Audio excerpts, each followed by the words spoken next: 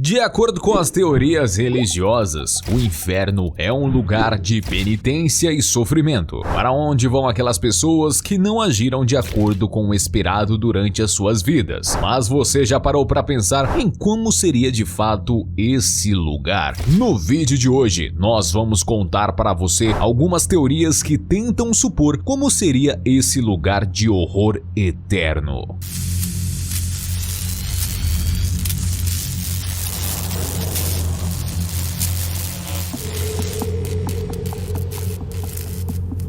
O que é o inferno?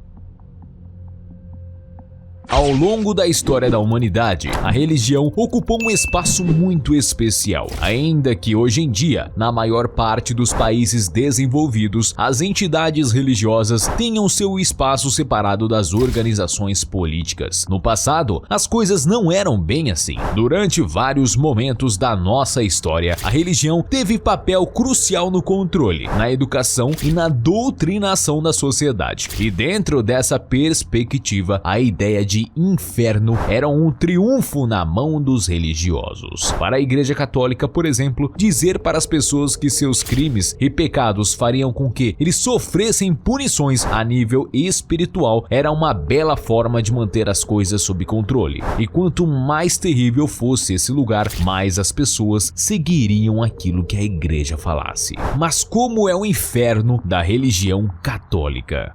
De acordo com a Bíblia, o inferno é o lugar para onde vão as almas dos pecadores. Teoricamente, trata-se de um lugar espiritual, uma espécie de submundo, onde há fogo e sofrimento eterno. Para muitos historiadores, a origem do inferno católico está na mitologia grega, mais especificamente no conceito que os gregos tinham de Hades, uma figura mitológica que controlava o submundo, de forma muito semelhante ao que prega a religião católica. A antiga crença grega acreditava que Hades tomava conta das almas daqueles que cometiam atrocidades durante a vida terrena. Ao longo da Bíblia, o inferno é citado mais de 160 vezes, normalmente em referência teoricamente proferidas por Jesus Cristo. Mas apesar da ideia de submundo ser muito mais antiga do que a própria Bíblia, o conceito atual de inferno é um pouco mais recente. É a unanimidade entre os historiadores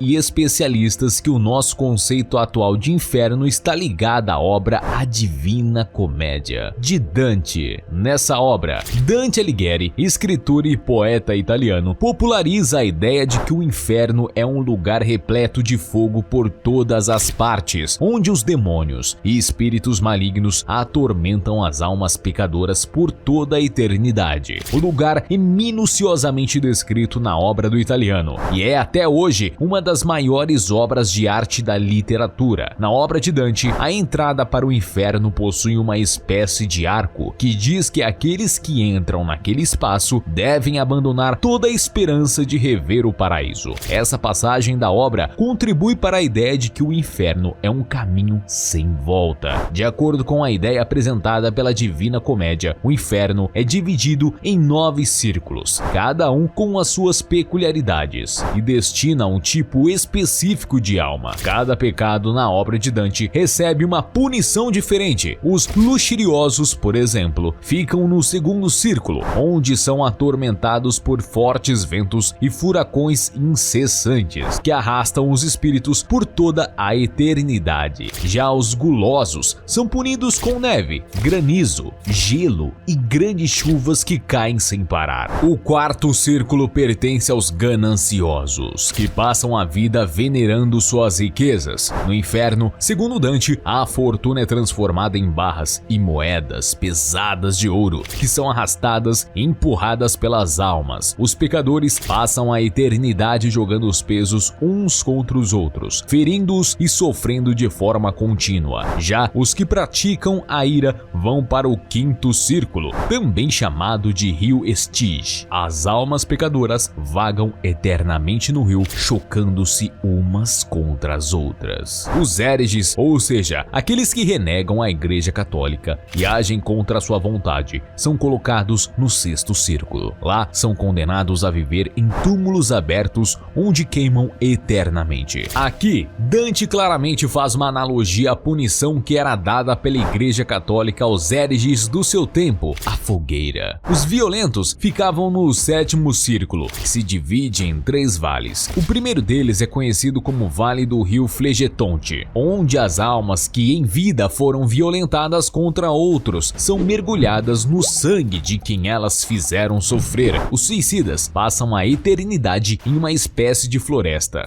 dando conta que as almas que se automutilam em vida chegam ao inferno na forma de uma semente. Com o tempo, elas crescem e se transformam em árvores, formando uma grande floresta. E nessas árvores, grandes arpias formam ninhos, alimentando-se de suas folhas e causando sofrimento aos pecadores. O terceiro vale é o deserto abominável, reservado para aqueles que foram violentos contra Deus. Lá, eles vagam para sempre em um mundo vazio, sem cor e sem graça. Por fim, o oitavo e nono círculo são reservados para aqueles que cometem fraudes como a corrupção e para os traidores. O nono círculo, que é representado pelo lago Cossite, é o local de punição eterna para aqueles que cometeram atos de traição durante a vida. É lá, inclusive, que reside Lúcifer, anjo que traiu a vontade de Deus. O livro de Dante é tão detalhado e minucioso que acabou se tornando uma referência e um ponto de partida para todo o conceito de inferno que conhecemos hoje. Mas vale lembrar que a Igreja Católica não é a única que acredita em um lugar de sofrimento eterno para as almas impuras, o inferno em outras religiões.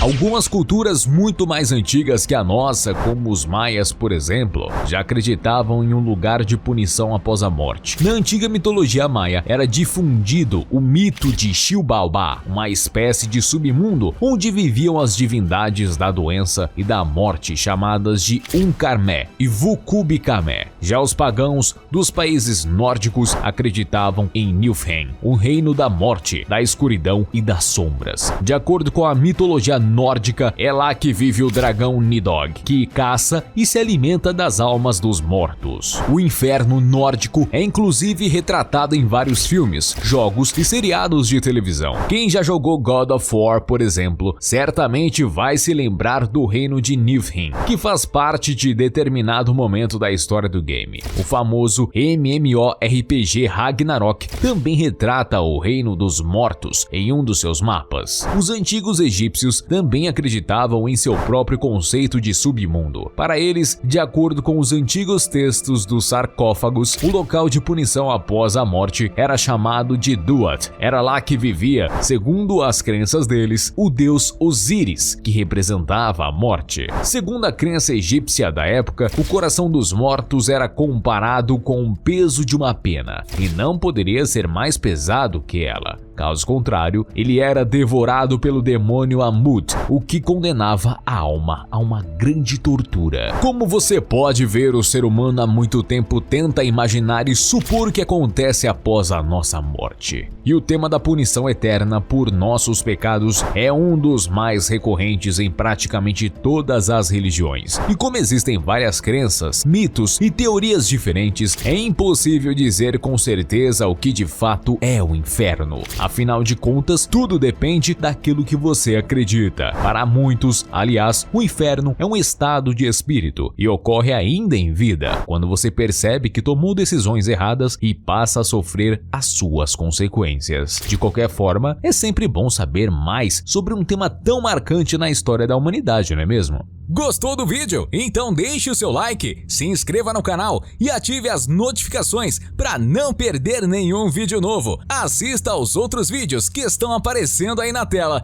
com certeza você irá gostar. Canal Acredita Nisso, sua curiosidade em forma de vídeo.